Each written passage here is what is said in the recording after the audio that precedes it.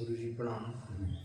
गुरुजी, हम पूजा के समय भगवान जी के सामने दीपक क्यों जलाते हैं? कृपया थोड़ी सी हमको दीपक का कुछ भाव समझाइए गुरुजी। जी जी प्रणाम जी।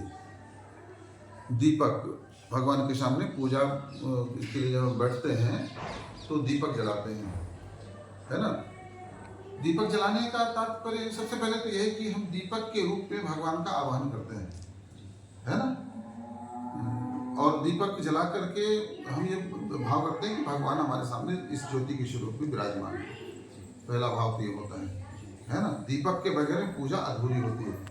सबसे पहले दीपक प्रज्वलित करवाया जाता है, अर्थात वह ब्रह्म का प्रतीक है।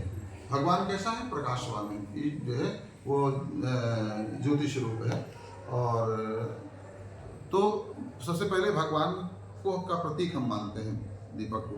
दूसरी बात यह है कि हम उस छोटे से दीपक को जला करके और भगवान से यह प्रार्थना करते हैं। देखो, भगवान को दीपक की आवश्यकता नहीं। सूर्य के सामने जुगनू अगर कोई जला चमकाए तो भला उसको क्या प्रभाव पड़ना है?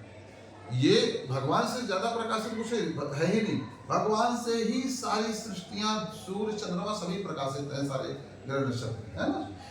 तो भगवान स्वयं प्रकाशवान है। हम इतने प्रकाशवान हैं कि हम उनको इन नेत्रों से देख भी नहीं सकते हैं। तो भगवान को आपके दीपक की आवश्यकता नहीं है ना।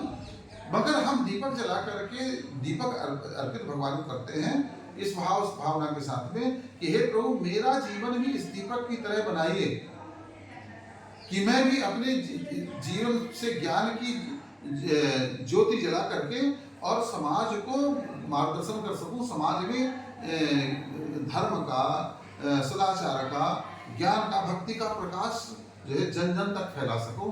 हे प्रभु, मुझे भी ज्योति स्वरूप बना दीजिए, मुझे भी ज्ञान स्वरूप बना दीजिए, मेरे अंदर का दीपक भी प्रज्वलित कर दीजिए।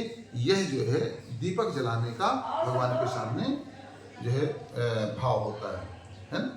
समझ में आ रही? बोली गायत्री माता।